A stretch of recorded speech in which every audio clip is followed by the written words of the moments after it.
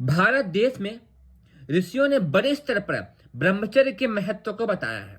न केवल बताया है बल्कि अपने जीवन में उन गुणों का ध्यान भी किया है। सावित्री कुंडली और तंत्र किताब से, जो कि परम पूज्य गुरुदेव पंडित श्री राम शर्माचार्य जी ने लिखी है, उसी से आज मैं आपके बीच एक पैराग्राफ लेकर के आया हूं, जो आप सबको जानना बहुत ही अधिक आवश्यक हो जाता है, क्योंकि यह घटना है परशुराम, हनुमान और भीष्म जैसे अद्भुत प्रतिभा संपन्न शक्तिशाली महापुरुषों की, देवताओं की। जैसे कि आप देख रहे हैं, यहाँ पर लिखा हुआ है, परशुराम, हनुमान और भीष्म जैसे महान पुरुषों ने आजीवन ब्रह्मचारी रहकर ब्रह्मचर्य व्रत की महत्ता को दिखाया है। क्योंकि आप सब जानते हैं, भगवान हनुमान जी की पूजा हर जगह होती है। जो लोग शक्ति के उपासक होते हैं, जो लोग बल के उपासक होते हैं और जो लोग भगवान श्री राम के भी उपासक होते हैं, वो सब भी हनुमान जी की उपासना करते हैं। और हनुमान जी स्वयं एक भगवान के ही अवतार थे, परंतु उनकी शक्तियों का मुख्य राज उनका ब्रह्मचर्य ही था।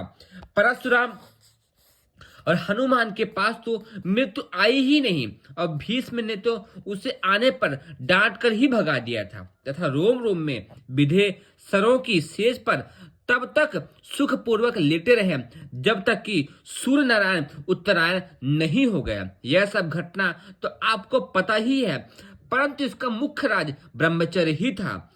सूर्य के उत्तरायण हो जाने पर ही उन्होंने इच्छा मृत्यु का वर्ण स्वयं किया। सरसैया पर लेटे हुए वे केवल जीवित ही नहीं बने रहे, अपितु पूर्ण स्वस्थ और चैतन्य भी बने रहे। इतना ही नहीं, महाभारत युद्ध के पश्चात उन्होंने पांडवों को धर्म तथा ज्ञान का आदर्श उपदेश भी दिया। यह सारा चमत्कार उस ब्रह्मचर्य व्रत का ही था, जिसका अपने शास्त्रों में, ग्रंथों में जगह जगह वर्णन देखने को मिलता है। इसी ब्रह्मचर्य के बल पर भारत देश में अद्भुत बलशाली लोग देखे गए थे, चाहे वो शारीरिक बल हो, चाहे वो मानसिक बल हो और चाहे वो आत्मिक बल हो। सब तरह के शक्तियों का, बलों का राज यह ब्रह्मचर्य ही है।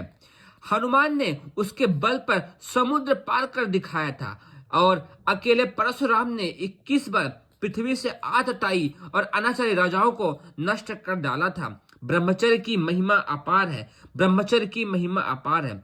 इसीलिए भारत देश में ब्रह्मचर्य का महत्व सबसे अधिक दिया गया है। आज के नई पीढ़ी के लोगों को ब्रह्मचर्य के महत्व को जरूर समझना चाहिए, और जिस तरीके से परशुराम, हनुमान, भीष्म जैसे महापुरुषों ने, देवताओं ने आजीवन ब्रह्मचर्य रह करके अपनी शक्तियों को जागृत किया, हमें भी अधिक से अधिक ब्रह्मचर्य का पालन करके अपनी शक्तियों को भरपूर मात्रा में जागृत करके स्वयं और समाज के लिए कुछ सामाजिक उत्थान का कार्य जरूर ही करना चाहिए।